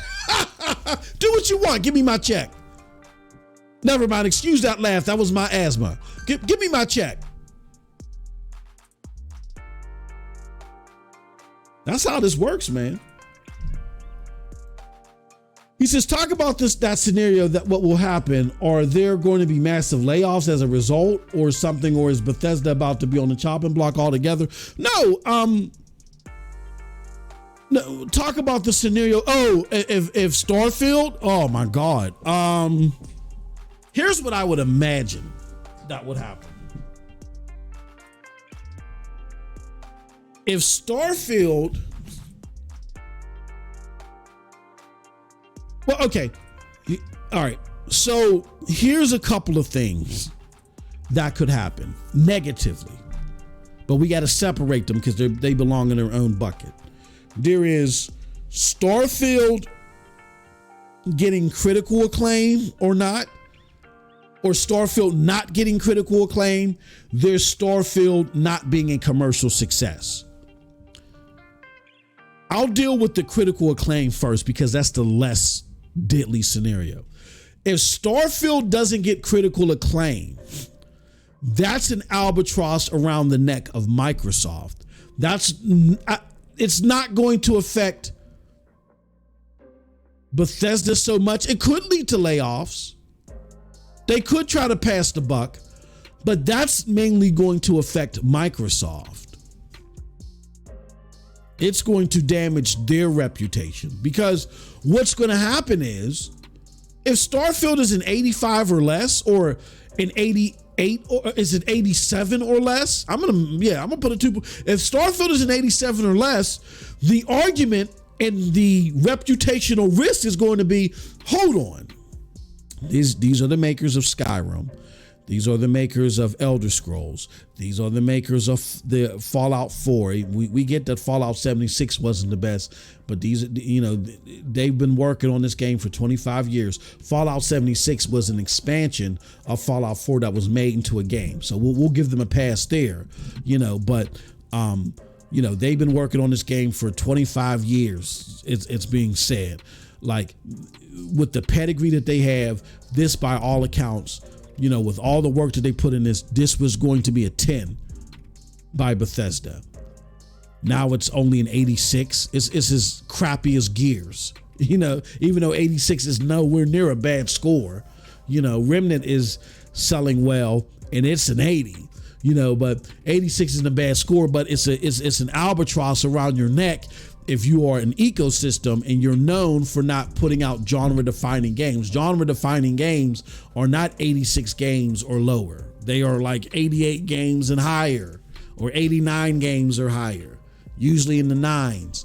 And having a racing game maybe, or some AA games in there, it doesn't, Pentiment in there, Hi-Fi Rush, nobody's talking about those games anymore because those are smaller scale, not necessarily genre-defining games. Those are cute experiences, for those that enjoy it at a smaller scale. But the genre-defining games, the games that make all developers go to the studio and say, we got to make that, when none of your games that are supposed to be like that are hitting 90, you can't afford 86s. And if Starfield is an 87 or lower, if it has the same score as Gears 5 or worse, that is something that Microsoft and Xbox is going to be damaged by. They may try to, cascade the blame and do whatever, but yeah, that's going to hurt them. Now, that's if it doesn't get critical acclaim, but it still sells well commercially. And people are like, well, we don't care. We're liking it and whatever. Then the argument and the blowback and the console war fighting is going to be, but it would have been a 10. And they're going to attack them on, Now, the other part, if Starfield is not a commercial success, then yeah, it's going to be an albatross on Xbox's neck. It's going to kill the potency of Bethesda and definitely Todd Howard. Like he might have to retire after Fallout 76 and the travesty that was as far as the media was concerned. And I still feel that it was too much. The game was like a 7.5. It wasn't as bad as people were making it out to be, but they had so much high hopes for it and that's when the era of Yang Ye, was about, and it was all about just, bashing games. And I feel like games like Days Gone also got part of that medicine because it was a Sony game. It wasn't the perfect Sony game. So they had to come down hard on it. That was that Yang Ye phase of the gaming community that's birthed a lot of these idiots that we have here today. But anywho, that being said, if it's not a commercial success, yeah, Todd Howard goes into retirement. Yeah, you see, because this is the flagship for both Xbox and Bethesda. And if after 25 years of scoping out this game and putting this game out, if you have Fallout 76 and this game falls short of expectations, then Bethesda, nobody cares about Bethesda anymore.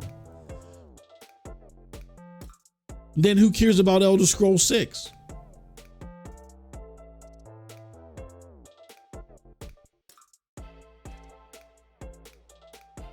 Who cares about it? Let me see something. Hold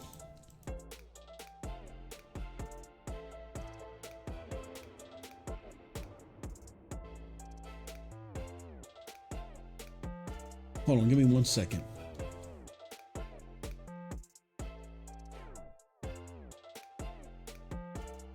I'm just looking at something.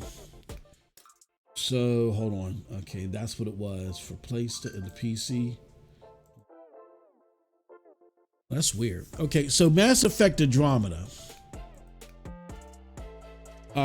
Anywhere between Mass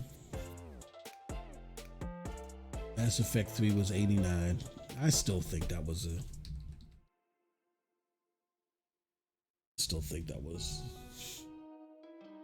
where was the original Mass Effect? Oh, the original Mass Effect was in 89 as well. That's crazy. But they have Mass Effect 2. Everybody loved Mass Effect 2 so much. I thought it was cool. I thought it was a great way. I thought Mass Effect was a great way. Mass Effect 2 was a great way to bring more action to the series. But my favorite is 3. 3, the stories and the end results of all your decisions had such an impact in 3 that was crazy. And then you take the action of 2 and just polish it off. Yeah, my favorite is 3. 3, 1, then 2. 2 is my least favorite because 2, even though, you know, the characters and stuff like that, you spending most of your time mining planets. That was so stupid. But in order for you to, again, get your resources and have the most likely scenario that you wanted out of 3, you had to do that. You literally had to spend hours fracking planets, tens of hours. I had to go to every single planet and frack them for hours. That's what brought 2 down for me, because as a role-playing game, of course, you want it's a role. You want certain scenarios to happen. And in order for me to have the scenario that I want to happen, you know, in that vicinity, I'm not knowing everything that's going to happen, but, you know, who's going to survive or the likelihood that I get access to this and all that other stuff for it to be favorable to go in a certain direction. Normally, you just got to fight, find a boss, talk to this person. No, on Mass Effect 2, in order for that to happen, you got to frack planets. And that's your favorite one. That's a whole nother discussion. I ain't even going there. Anywho, you just look at Mass Effect Andromeda, which was in the low 70s, mid to low 70s, which kind of, you know, I don't expect, my God, if Starfield is that, I don't expect, but Mass Effect Andromeda was in the mid to low 70s. I mean, again, that's the game. That's the game where people no longer cared about what BioWare was doing. They no longer cared. And then you follow up with Anthem. Now they're trying to come back with this new Mass Effect. But nobody cares. Like, nobody's talking about, like, you know, they care, but then they don't. And you ain't heard nothing about it. So, anywho, all right, so we're going to do something different. I am going to do an episode of The Capsule right now. We're going to do it right now.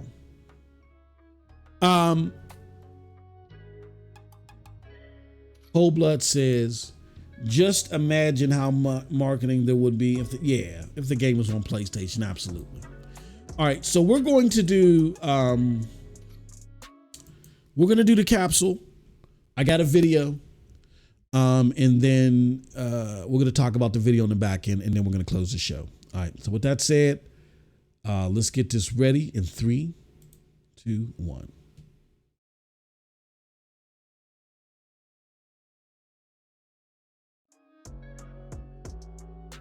What's up, people? What's up, people? What's up, people? It is your boy MM2K of PNTS Network and Hard Knock Digital Culture, back with another video. And the title of this video is Xbox's 9th generation strategy, the road to failure.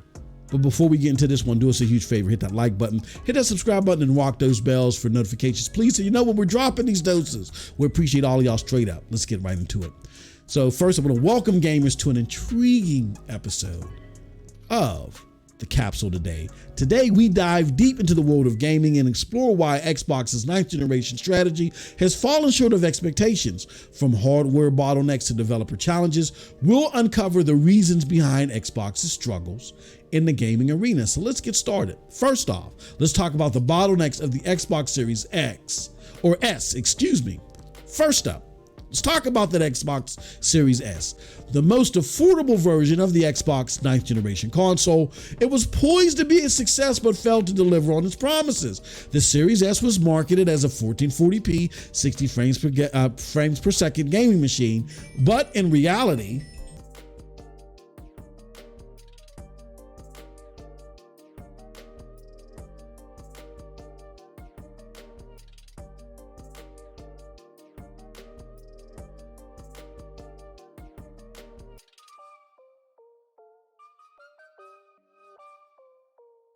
all right, so now I got to turn down my phone because my wife isn't in the hospital anymore. Hold on one second. So that video got messed up. Oh gosh. Okay, hold on one second. Hold on. Damn, we was doing so good. But now y'all watch how the sausage gets made. All right, come on, phone. Jesus Christ. And it was a phone call about the dumbest stuff. All right, so on vibration. This is the road to. Yeah, you like that, cold blood? All right, let me do something else. Let me do one more thing. Oh man, calling me about something stupid. All right, let me see. Let me fix this. Let me add that. This is my life. I go to do this, like went to go do the show yesterday, and so much stupid stuff happened, and it happened again today. I'm gonna try to squeeze out a stream today.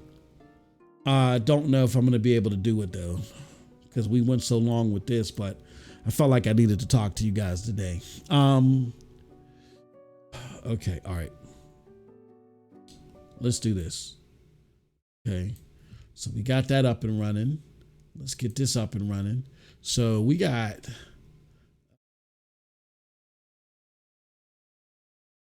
let me edit this. So let's see, section. Let's add section 1. Copy that because we're going to paste that. Section 1 is, I can't, hold on. Maybe I can if I do it for each one already. Damn it. Bothering me about stupid stuff, man. I get people that just call me all day about the most dumbest things. There we go. Okay. All right. And then now we're going to do this.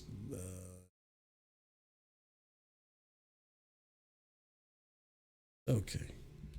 Jesus Christ. All right, let's go here to number 1. That. Section 1. Section 2 is, oh, come on, man. Yeah, I don't know if I'm going to be able to do a stream today. Damn it.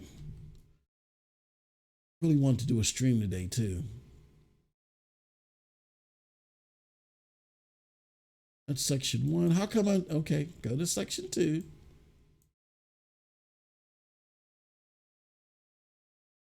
section 3.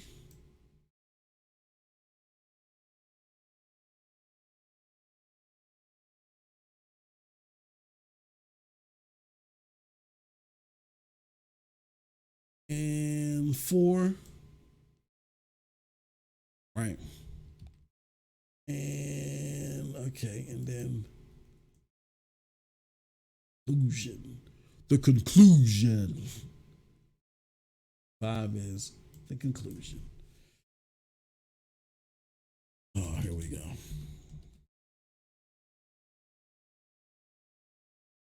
Oh, conclusion. There's no P in conclusion, MM. All right. Oh, you know what? No. Let's do that. All right. Let's start it over again, my friends. Sorry about that. My apologies. Now you guys are going to hear the sausage being made. See the sausage being made. Let's do it again. 3, 2.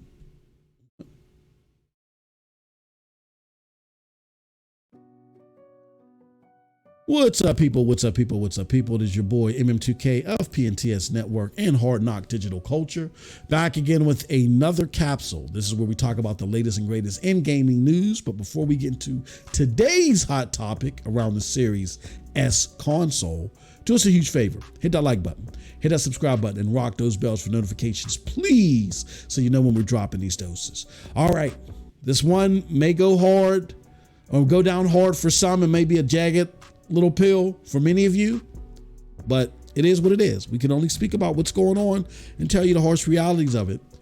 This one is titled Xbox's 9th Gen Strategy, The Road to Failure. Welcome, gamers, to an intriguing episode of The Capsule. Today, we dive deep into the world of gaming and explore why Xbox's 9th Gen strategy has fallen short of expectations. From hardware bottlenecks to developer challenges, we'll uncover the reasons behind Xbox's struggles in the gaming arena. So let's get started. And we're going to do this in multiple sections. So let's start with section 1. In section 1, we call the bottlenecks of the Xbox Series S. First up, let's talk about that Xbox Series S, the most affordable version of the Xbox 9th Gen console. It was poised to be a success, but failure to deliver on its promises plagued the console. The Series S was marketed as a 1440p 60 frames per second gaming machine, but in reality, it struggles to consistently achieve this resolution and frame rate. Now, it's evident that the Xbox strategy with the Series consoles has faced multiple difficulties. The underpowered nature of the Series S forced developers to prioritize it, leading to games being underutilized on the more powerful Xbox Series X. This development parity imposed by Microsoft hindered the full potential of the Series X. Let's move on to section 2. The impact on the Xbox Series X sales potential. Now, the limitations of the Series S have had a direct impact on the sales potential of the Series X. With developers divided in their focus, the Series X did not receive the attention that it deserved. As a result, it faced challenges in growing its user base to compete with Sony's PlayStation. Xbox's late entry into the 9th Gen, with deciding on whether they were going to go with the Series S or not, also played a role in their struggle to lure gamers to the platform. By the time they decided what they were going to do, SDKs or GDKs went out late, and Sony PlayStation already had theirs out, and therefore were able to establish a strong foothold, making it difficult for Xbox to catch up with developers and have them utilize the power of the Series X. Moreover, as the Xbox Series S is the most sold Xbox, developers naturally will prioritize it over the Series X, which can lead to suboptimal experiences on both consoles. Games like Baldur's Gate 3, originally intended for both PlayStation and Xbox, are now facing delays due to the underpowered nature of the Series S and the development parity required between that and the X. Furthermore, let's go on to section 3 and talk furthermore about the developer challenges. But it's not just about the hardware, it's about the developers too. The growing number of developers who either I guess you could call it underdeveloped for the Xbox, or, seem to be avoiding it altogether, has affected the platform's ecosystem, even extending to cloud gaming and PC. Now, what am I talking about? Now, bear with me now. While Xbox's Game Pass and day and date on PC and cloud releases are appealing, the lack of a substantial and consistent user-based growth on consoles now hampers their ability to partner with developers effectively in the future. Developers may want to go and try making stuff everywhere. That's a desire that they may have. However, in the corporate hamstrings presented by publishers, they will only be allowed to go to where there is success again now. That's being held on the consoles. Therefore, failure with your main user base, console gamers, likely will lessen the appetite publishers will have on less proven methods. That's how that connection between not doing well on consoles and it even affecting your future plans for PC and cloud. That's how all that's substantiated. All right, next, let's talk about why Sony's PlayStation 5 approach has prevailed overall. So what did Sony do differently that led to their success? Well, their approach with the PlayStation 5 offering two models with similar hardware and architecture streamlined development for developers, making it easier for them to create games for the platform. Sony's consistent approach allows them to focus on delivering a unified gaming experience, while Xbox's strategy faced fragmentation due to the Series S's limitations within the market. And actually, the late entry of the GDK to developers, because of them throwing the S in at the last minute again. With the focus shifting towards PlayStation and other platforms, Xbox finds it challenging to attract developers and establishing partnerships. This in turn affects their efforts in expanding beyond consoles and hinders the growth of their ecosystem, as we talked about earlier, including services like Game Pass. So with that said, here's our conclusion. As we wrap up our analysis, it's evident that Xbox's 9th gen strategy faced significant challenges. The underpowered Xbox Series S, the lack of developer support, and the late entry of the Xbox Series S GDK or Series X GDK because of the last minute throw-in again of Lockhart, aka the Xbox Series S, contributed to their struggles in competing with Sony's PlayStation. The struggles faced by developers and the lack of significant user-based growth have also hindered Xbox's expansion beyond consoles. On the other hand, Sony's approach with the PlayStation 5 is consistent hardware, and developer support have proven to be a winning formula. As we move forward, it will be interesting to see how both Microsoft and Sony continue to evolve their strategies in their ever-changing gaming landscape. The road to success is not always smooth, and Xbox must learn from these shortcomings. As gamers, we hope that both Microsoft and Sony continue to innovate and provide us with the best gaming experiences possible. That said, that's all for today, gamers. We hope this discussion has provided you with a thought-provoking look into the gaming industry. Be sure to stay tuned for more exciting episodes of The Capsule in the future. With that said, that's it. Let me know what you think about all this in the comment section below, because like we always say, who cares what I think? But if you did like what I had to say, check out the links below to follow me. They'll lead you to the Broadband Bullies, PNTS Network, Hard Knocks Digital Culture, and yes, Cloud Dosage. With all that said, peace. Have a wonderful gaming day. All right, and that's our video. Hold on 1 second. Oh, shut up, cat. You better not have messed up my damn video. Get your ass out of here and don't come back.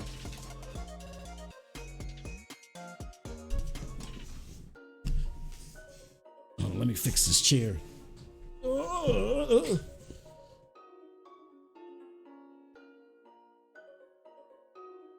The damn cat meowing through the whole episode. Yeah, so, that's my final take on the Xbox Series S and its failures. Yeah, it's a problem, man. It's a problem, and hopefully it's a problem that can be dealt with appropriately. Like, you can't do much about it now, and there's talks about the PlayStation 5 Pro is, if that thing is real, that's only going to make it worse. You have a lot of people talking about, oh, well, Xbox, maybe they'll come out with a mid-gen refresh. That's not how it works. Like, you have to buy chips and silicon, and you do that years in advance. Like the Xbox One X, I mean, all of the parts for it and its total makeup wasn't decided at the launch of the Xbox One, but Donnie D and them already knew that they were going to do a mid-gen refresh.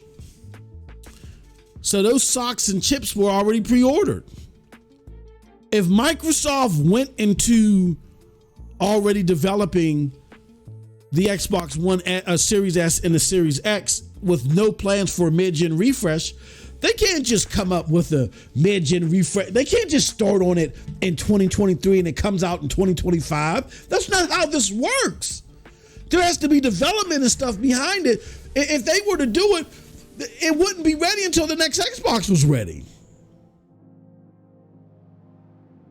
So again, if they feel like a mid-gen refresh is that important because of the failures that they're seeing with the hardware already, and they feel like those failures are going to be systemic, it's only going to get worse. It's only going to get worse. And we're only here. He said, do cat cam.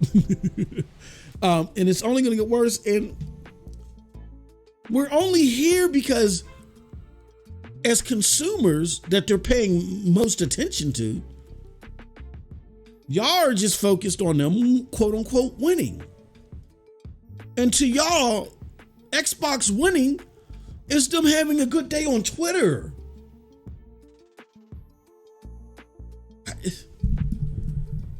That's why I don't even take the debate in the communities. I cover the community less and less frequently as I used to. I can't even take it serious. We're going to sit back and wait and see what's going on with Starfield. They are quiet about it. Maybe the strategy is we're just going to be quiet. We see some problems in trying to talk about this thing, or scores are going down. We're just going to be quiet about it, or, maybe that's it. Maybe they have a surprise. I don't know, but we'll soon see. All right. With that said, that's it for today's show. I don't know if I'm going to be able to do a stream, but we'll see. Likely not, and I probably won't be able to do one until tomorrow. And it won't be until the afternoon. With that said, I appreciate everybody. Thank y'all so much for coming through. And until next time, have a wonderful gaming day. Peace.